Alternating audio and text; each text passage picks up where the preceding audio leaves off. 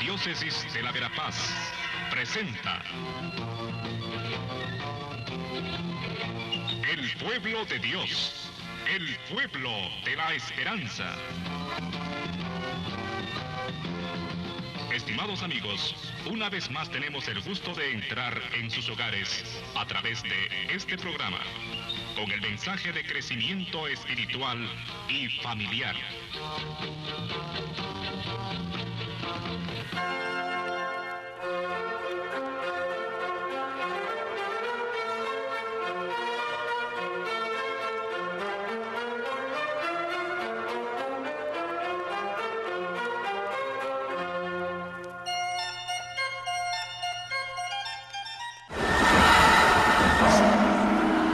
No tienes muy buen aspecto, Jesús. ¿Estás hambriento?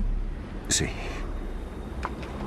Pues di a estas piedras que se conviertan en pan.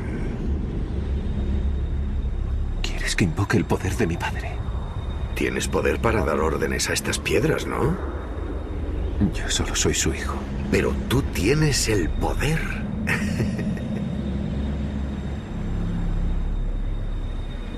Si lo uso así, fracasaré en su misión. Él me ha ordenado llevar su palabra a los hombres, no que los aplaste con su poder. Solo pido un poco de pan para aliviar tu hambre, Jesús. Los hombres tienen hambre. Alimenta a tu pueblo hambriento, Jesús. No solo de pan vive el hombre, sino de toda palabra salida de la boca de Dios. No lo comprendes, Jesús. Tú tienes el poder para solucionar los problemas de la humanidad. Alimenta a esta gente. Tú puedes alimentarlos. He sido enviado para alimentarlos con la verdad. Mueren porque necesitan pan.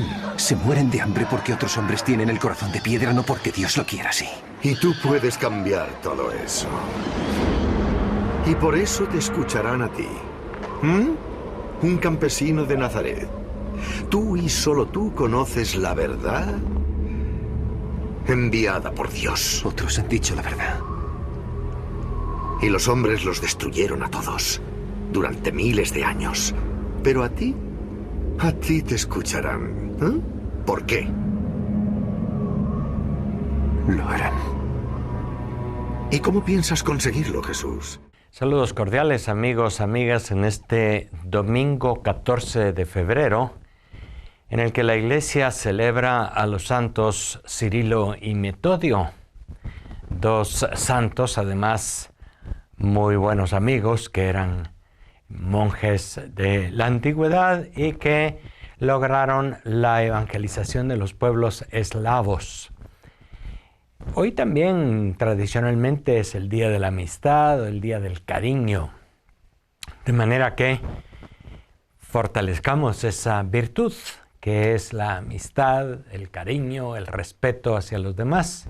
Son ocasiones en las que también pues valen las felicitaciones y el acercamiento a aquellas personas a las que queremos. Y hoy comienzan los domingos de Cuaresma, que por cierto no tienen ni deben tener simplemente el tono triste, pesado, un poco lúgubre que ha tenido siempre la Cuaresma en la religiosidad popular. La Cuaresma, los domingos y todos estos 40 días a los que ya nos preparamos desde el miércoles pasado, miércoles de ceniza, deben ser un tiempo, en primer lugar, de escucha de la palabra, de encuentro más profundo con Dios y con nosotros mismos para prepararnos a la Pascua. De manera que el tono ha de ser sobre todo positivo. En una cierta piedad popular, religiosidad popular, se ha insistido muchas veces solo en las dimensiones de la penitencia, del pecado. En la religiosidad popular se escuchan sobre todo las marchas fúnebres con las bandas, que son parte de nuestra herencia musical y cultural, pero que también son marchas muy tristes, muy de mucho lamento. En fin, el tiempo de la Cuaresma debe ser, y esa es la invitación que quiero hacerles en este día, un tiempo también en el que encontremos el gozo de encontrarnos con la palabra, el gozo de encontrarnos con la gracia y sobre todo con la misericordia divina. No nos encontramos con el Dios juez, duro, exigente, que está allí para señalarnos nuestros pecados y pedirnos cuentas o incluso castigarnos por los mismos. Este Dios con el que a veces nos relacionamos simplemente en una actitud de arrepentimiento, de penitencia, con ese tinte de miedo, de dificultad ante el Dios Todopoderoso. Es cierto que nos encontramos con la grandeza de Dios, nosotros que somos pecadores, pero no para entrar en el temor, no para entrar en la culpabilidad, sino para entrar en el amor misericordioso del Padre que está con los brazos abiertos para acogernos. Les invito pues a que los días de Cuaresma y en particular los domingos de Cuaresma sean tiempo de alegría porque nos encontramos, como nos ha invitado el Papa Francisco muy especialmente para esta Cuaresma, nos encontramos con la misericordia, la bondad del Padre que siempre nos acoge. En el primer domingo de Cuaresma, tradicionalmente, se leen en la Eucaristía las tentaciones de Jesús. Y el día de hoy nos toca pues hacer un comentario a este texto, a este hecho de la vida de Jesús, con el que comenzó, con el que inauguró en cierto modo su manifestación pública. Después del bautismo, nos dicen los textos de los evangelios, el Espíritu le condujo al desierto. San Marcos es el evangelista que más escuetamente nos narra ese hecho, porque no entra en el detalle de lo que fueron las tentaciones, ni llena el vacío de información que tiene Marcos, que tiene el Evangelio de Marcos, sino simplemente nos habla de los hechos como tales. Marcos simplemente nos dice, fue llevado al desierto en donde oraba, en donde fue tentado por el diablo. Punto. Sin embargo, hoy escuchamos en este ciclo de las lecturas a San Lucas, que hace ya una elaboración, como la hace también San Mateo, de las 3 tentaciones de Jesús. Nos dice que fueron 3 y nos hace una narración de todos muy bien conocida. Acordémonos que las tentaciones no aparecen en el Evangelio de Juan. En Juan se salta de una vez del bautismo a la acción de Jesús en Galilea. Los sinópticos, sin embargo, pasan por ese hecho de la ida al desierto. De hecho, ir al desierto era algo que muchas personas religiosas y piadosas acostumbraban a hacer en aquellos tiempos. El desierto era verdaderamente un lugar inhóspito, difícil, pero era un lugar alejado de las preocupaciones, de las dificultades, del ruido y de las condiciones de la vida diaria en los pueblos o ciudades. Y por lo tanto el desierto era un lugar propicio para la oración, para encontrarse con Dios y consigo mismo, alejado del bullicio y de la relación con los demás. Y Jesús, así como había hecho Juan el Bautista, así como muchos otros habían hecho muchas veces en el Antiguo Testamento, así como otros habían hecho en muchas otras religiones también. Hay muchas religiones que buscan este tiempo de desierto, de oración, de alejamiento de la vida cotidiana, del trabajo y sus preocupaciones para encontrarse con lo esencial. Jesús también va al desierto. Y eso es lo primero que nos apunta Marcos, movido por el Espíritu. Es el Espíritu. Es el Espíritu de Dios el que nos mueve, nos empuja a esos momentos de desierto que todos y todas necesitamos cada día. Un momento de silencio cada día, un momento de silencio cada semana y más aún al año. Muchos hacemos unos ejercicios espirituales en los que se insiste mucho en hacer silencio, en alejarse de lo que es diario, cotidiano, de las preocupaciones, de las responsabilidades y todo esto que significa la convivencia y la vida social. ¿Para qué?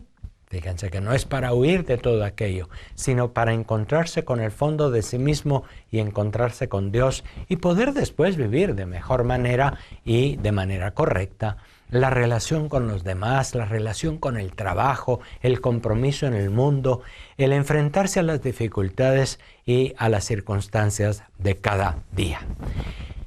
Ir pues al desierto es algo importante. Hacer espacios de desierto en la vida de cada día y en la vida entera es muy, muy importante. Jesús lo hizo. Y eso que alguno hasta podría decir, bueno, no necesitaba hacer aquellos espacios. Jesús, como verdadero hombre, siendo verdadero Dios, siendo el Hijo de Dios, pero verdadero hombre también, necesitó y buscó aquellos espacios solitarios. Si nosotros vemos a lo largo de su vida pública también, se alejaba y pasaba noches en oración y buscaba lugares desiertos. Incluso invitaba a sus discípulos más de alguna vez a ir a un lugar apartado. El Evangelio del domingo pasado, el tercero del tiempo ordinario, nos hablaba de una circunstancia parecida. Jesús con sus discípulos en un lugar apartado que se vio truncado porque tuvieron que atender a la gente. Sin embargo, Jesús buscaba estos espacios y la escena de las tentaciones se da precisamente en ese espacio apartado, en el desierto. ¿Qué harás para que todos te escuchen? Bien, voy a ayudarte.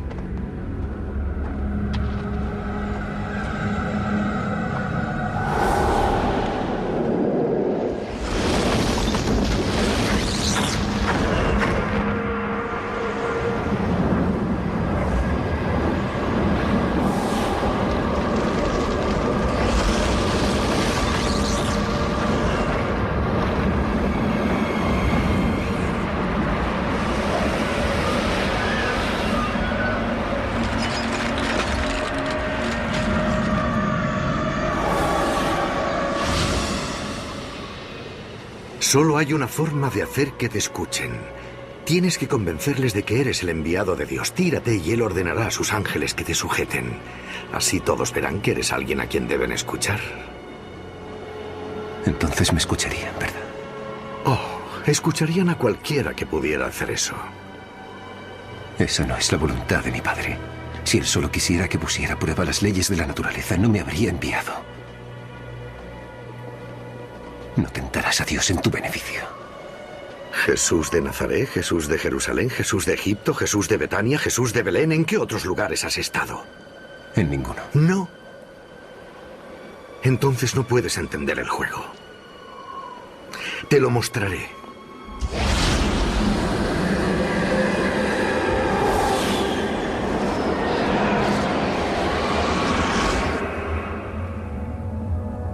Poder. Jesús, poder. No ser el segundo al mando, sino el primero. Tú nunca has sentido ese poder, yo sí. Nunca has tenido esa oportunidad. Ahora puedes ser el primero. ¿Sabes lo que eso significa? El poder es eso que todos los hombres desean más que ninguna otra cosa en el mundo. Matan por él. No hay nada más valioso. Y tú puedes tenerlo. ¿Cómo? Póstrate ante mí, Jesús. Una sola vez en toda la existencia, antes y después del tiempo, solo una vez, Jesús. Es un precio muy pequeño considerando la recompensa. ¡Atrás, Satanás! Porque está escrito: al Señor tu Dios adorarás y a Él solo servirás. No crearé un reino humano convirtiéndome en el más poderoso, sino siendo el más pobre. Porque yo soy el Cordero de Dios. Hasta pronto, Jesús. Esto es solo el principio. Es solamente en el desierto, en momentos de silencio, de encuentro profundo, en donde uno se encuentra primero con su yo más profundo, en donde está Dios. Fíjense que es importante ver lo que decía San Agustín en un determinado momento de su vida, y lo dice en sus confesiones, las confesiones de San Agustín. Te buscaba fuera y estabas dentro, dice él en una oración al Señor. Buscaba afuera su realización, buscaba afuera la presencia de Dios, buscaba afuera de sí mismo, hasta que en un momento entró y dentro de sí mismo encontró aquello que buscaba.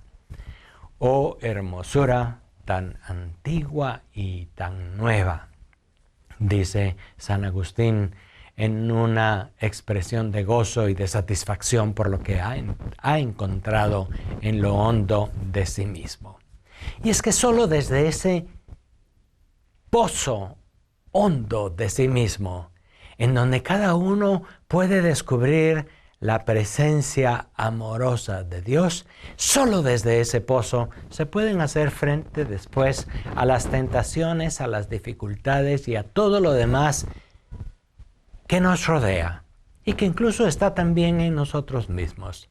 Las tentaciones están en nuestra mente, las tentaciones están también en los instintos de nuestro cuerpo, las tentaciones están en nuestras emociones que van y vienen y que son muy volubles, muy cambiantes.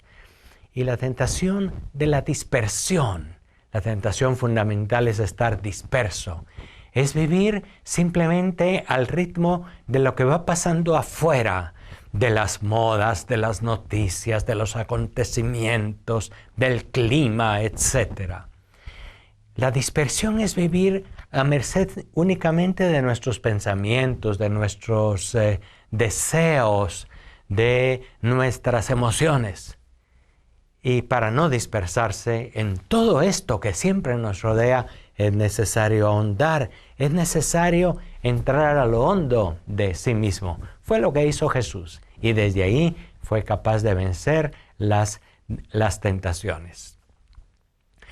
Los evangelios de Mateo y de Lucas nos expresan cuáles fueron esas tentaciones. Primero se nos dice que fueron 3. Son maneras literarias de expresar algo que está allí y que pudiera ser más que 3. Y recordemos que las tentaciones las plantean los evangelistas en ese momento inicial de la existencia de Jesús, pero se plantean después a lo largo de su vida. ¿En qué consisten, pues, esas principales 3 tentaciones? Acordémonos que Jesús está a punto de iniciar su vida pública. Ha escuchado, podemos decir así con claridad, la misión que Dios le pone. En su bautismo había oído la voz: «Tú eres mi Hijo, el amado, en quien me complazco». Y había oído también la voz: «Este es mi Hijo amado, escúchenlo». O sea, él había descubierto la razón principal de su ser: dar a conocer al Padre, a su Padre amado. Sin embargo, también para llevar adelante esa misión se daban caminos diferentes. Él podría haber escogido el camino de la influencia del poder social, del poder económico, del poder político. Él hubiera podido escoger el camino de la apariencia, de hacer grandes cosas y grandes milagros para llamar la atención de la gente. Él hubiera podido escoger el camino que se le proponía en el contexto. La gente esperaba a un Mesías al estilo de David, que renovara las antiguas las antiguas hazañas épicas de David, que hiciera de nuevo presente el reino de Israel, como lo soñaban con todo su esplendor. Sin embargo, Jesús va escogiendo otro camino, pero tenía que discernir, tenía que pensar, tenía que aclarar bien sus pensamientos y que le llevaban a sus decisiones. Jesús en ese momento se encuentra siempre con la tentación de el poder, de convertirse en alguien que manda, que impone, que hace prevalecer su autoridad. Y Jesús pudo haberlo hecho de esa manera. Muchos dirigentes religiosos en aquel momento imponían a los otros cargas. Y no era por mala voluntad, era la manera como pensaban que se iba a cumplir la ley de Dios y que iban a mejorar las cosas. Por el camino del poder, por el camino de la imposición a la gente de normas, de leyes, de preceptos, de cosas con las que había que cumplir.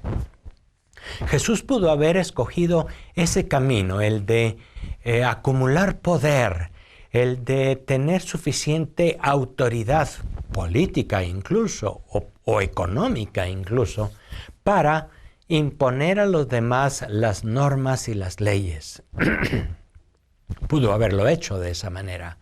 Y ahí es donde él se opone a esa primera tentación, la tentación del dominio, del poder. Hay quienes caen en esa tentación y se vuelven déspotas. Podemos decir que en el fondo de todo déspota, de todo tirano a nivel político, a nivel histórico en la historia de la humanidad, todo déspota en el fondo busca también el bien de su pueblo. Sin embargo, escoge el camino de la imposición, escoge el camino de la fuerza, de la coacción, e incluso ayudado por el poder económico y poder militar. Jesús no escogió ese camino. El camino del poder vuelve a alguien déspota y le vuelve, por lo tanto, ególatra, centrado en sí mismo, en su poder y en su capacidad de influir sobre los demás por ese camino.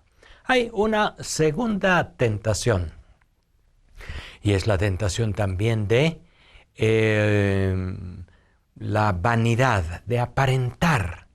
Hay quien quiere llamar la atención a los demás aparentando por medio de grandes milagros, por medio de grandes campañas, por medio de hechos en los medios de comunicación social.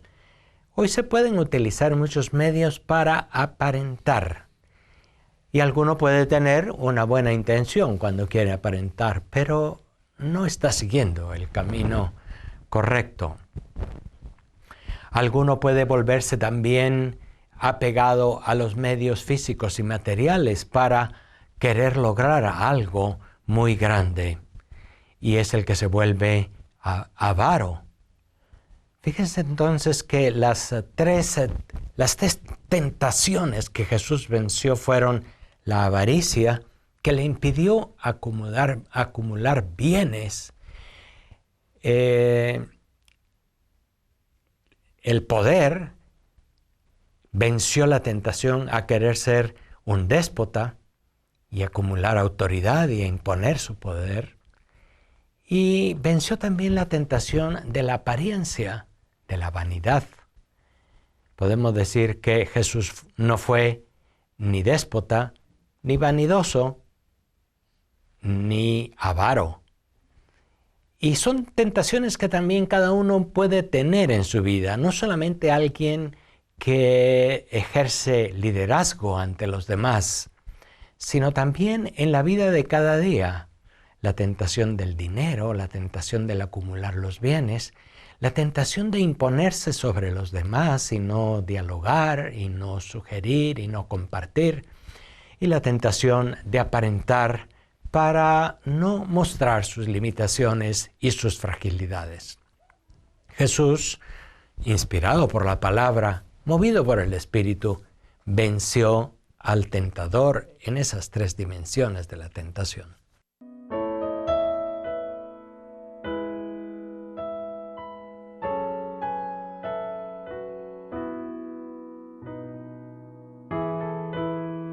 El tiempo de la Cuaresma debería ayudarnos a enfrentarnos a nosotros mismos. También en el corazón de cada uno existen estas tentaciones generales, pero también podemos tener otras tentaciones, fragilidades propias. ¿Cuáles son nuestras limitaciones principales?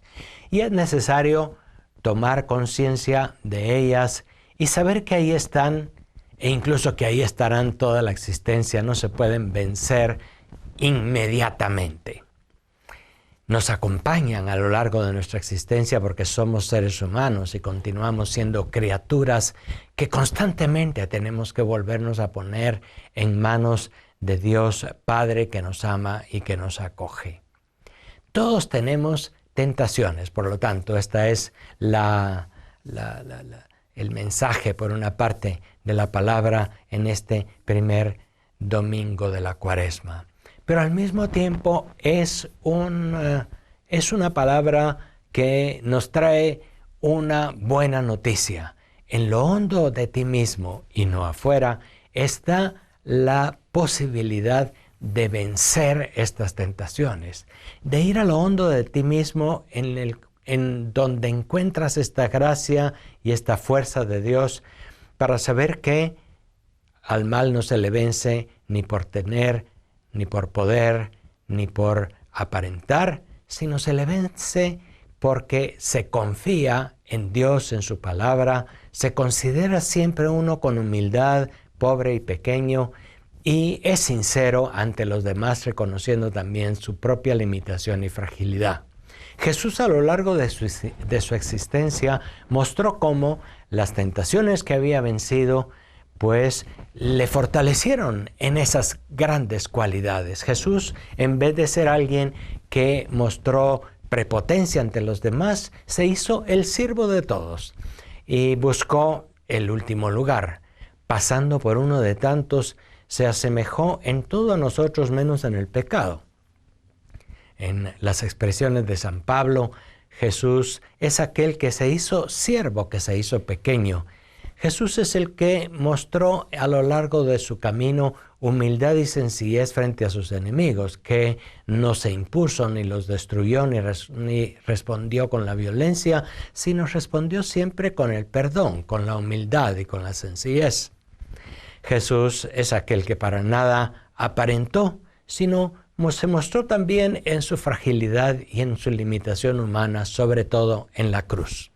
Jesús es aquel que nos manifiesta, por lo tanto, la contrapartida de las tentaciones. Jesús es totalmente el siervo humilde y el siervo que es tal como es, todo lo contrario de lo que puede ser el que se deja llevar por el mal, el avaro, el que se vuelve prepotente y dominante, y el que le busca y que gusta únicamente de la vanidad. Jesús es el que nos hace ver a nosotros lo que es el hombre liberado del mal y el hombre que está constantemente en camino liberándose del mal. En la vida de Jesús estaba presente siempre la oración y no olvidemos, el tiempo de Cuaresma es un tiempo en el que se nos invita particularmente a orar, a encontrar espacios serenos, tranquilos, con la palabra, para poder dirigirnos por Jesús al Padre. El tiempo de la oración es fundamental para vencer la tentación. Luego tenemos que volver a la vida de cada día. Y tenemos que compartir un mundo en el que hay muchas tensiones y en el que hay puntos de vista diferentes. Tenemos que situarnos en ese mundo de las noticias, en ese mundo de las guerras, de las dificultades, y tenemos que mantener allí, en medio de las circunstancias difíciles de la vida de cada día, la serenidad, la alegría, la paz, que solo vienen de estar de veras en contacto con el Señor. Jesús, sin duda, a lo largo de su existencia también mostró a los demás la paz, el que siempre fue capaz de vencer las tentaciones, no solo en aquel momento inicial de su camino en Galilea, sino a lo largo de toda su existencia y muy particularmente a la hora de la cruz. La Cuaresma nos hace volver los ojos a Jesús que sufre. Veámosle no solamente como el que padece, sino veámosle como el que vence con su actitud humilde, servidora, sencilla y profundamente amante, el que vence al tentador y el que nos invita a hacer ese camino de la humildad, del servicio, de la alegría frente a los demás. El tiempo de la Cuaresma ha comenzado pues de esta manera. En este fin de semana también les invito a que acompañemos al Papa Francisco, que está en estos días, desde el viernes pasado en la noche hasta el próximo martes, en estas tierras americanas de nuevo. Ha hecho una visita a Cuba, en donde se ha encontrado con el patriarca de los ortodoxos rusos, uno de los contactos difíciles, podemos decir, para la Iglesia Católica en el camino del ecumenismo, del respeto, de la relación con otros cristianos. Se ha encontrado también en México y se encontrará con los indígenas bastante cerca de nuestra frontera guatemalteca, en San Cristóbal Las Casas y en Tuxtla. De manera que acompañemos también al Papa a través de las noticias y a través de sus palabras, de sus discursos en este fin de semana, que nos va mostrando el camino del seguimiento de Jesús también en nuestras circunstancias particulares. Agradezco a todos y todas su atención y hasta la próxima semana. Muchas gracias.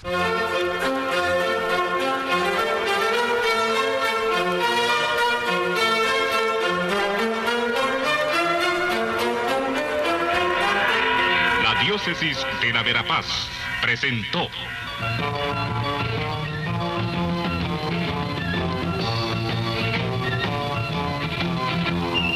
El pueblo de Dios, el pueblo de la esperanza. Agradecidos por su atención al mensaje de crecimiento espiritual y familiar. Hasta otra oportunidad.